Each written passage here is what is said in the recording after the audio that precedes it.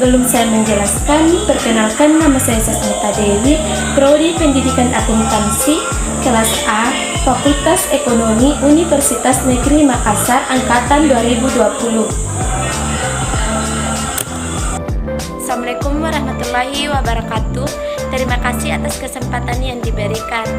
Baiklah, pada video kali ini saya akan menjelaskan sedikit materi mengenai upaya pendidikan dalam mengatasi masa depan. Terdapat dua subpokok pembahasan dalam materi ini. Yang pertama yaitu tuntutan bagi masa depan, yang kedua yaitu upaya mengantisipasi masa depan. Materi yang pertama yaitu tuntutan bagi manusia masa depan atau manusia modern. Tantangan yang akan dihadapi manusia masa depan seperti kemampuan menyesuaikan diri dan memanfaatkan peluang globalisasi dalam berbagai wawasan dan pengetahuan yang memadai tentang iptek. Umpamanya melek teknologi tanpa harus pakar iptek. Kemampuan menyaring dan memanfaatkan arus informasi yang semakin padat dan cepat, kemampuan bekerja efisien sebagai cikal bakal kemampuan profesional. Keempat tantangan tersebut merupakan gejala konstelasi dunia masa kini dan masa depan. Oleh karena itu, manusia Indonesia perlu berupaya untuk menyesuaikan diri sehingga menjadi manusia modern. Materi yang kedua yaitu upaya mengantisipasi masa depan. Berdasarkan perkiraan tentang masyarakat masa depan serta profil manusia yang diharapkan berhasil di dalam masyarakat itu, maka perlu dikaji berbagai upaya masa kini yang memungkinkan mewujudkan manusia masa depan tersebut. Oleh karena itu, kajian tentang upaya mengantisipasi masa depan melalui pendidikan akan diarahkan kepada yang pertama yaitu aspek yang paling berperan di dalam individu untuk memberi arah antisipasi tersebut yang nilai dan sikap. Yang kedua, pengembangan budaya dan sarana kehidupan. Yang ketiga, tentang pendidikan itu sendiri, utamanya pengembangan sarana pendidikan. Pertama yaitu perubahan nilai dan sikap. Nilai masih bersifat umum, maka sikap selalu terkait dengan objek tertentu dan disertai dengan kecenderungan untuk bertindak sesuai dengan sikap objek tersebut, atau dapat positif dan negatifnya. Dalam sikap dapat dibedakan tiga aspek. Yang pertama yaitu aspek kognitif. Aspek kognitif ini seperti pemahaman tentang objek sikap. Yang kedua yaitu aspek efektif. Yang dimaksud dengan aspek efektif yang sangat dipengaruhi oleh nilai dan dapat subjektif seperti setuju atau tidak setuju, suka atau benci, dan sebagainya.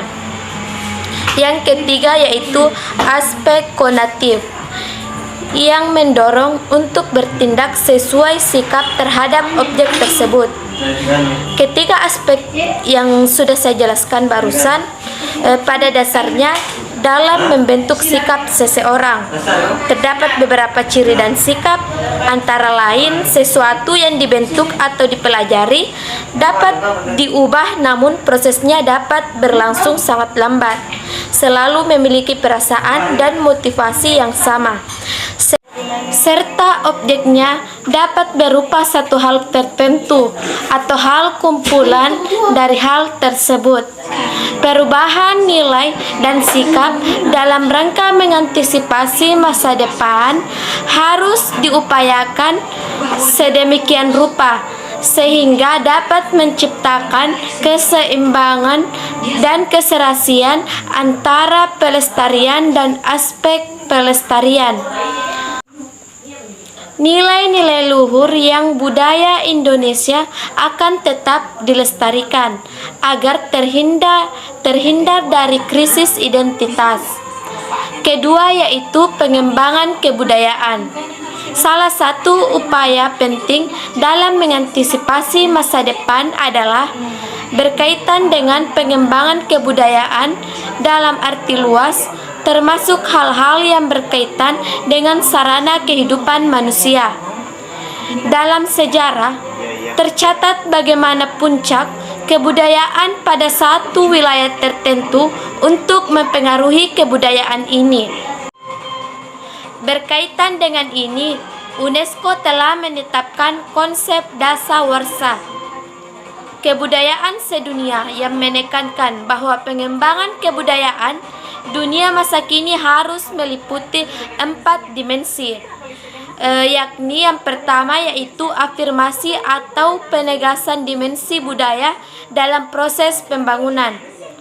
Yang kedua yaitu mereafirmasi dan mengembangkan identitas budaya, dan setiap kelompok manusia berhak diakui identitas budayanya.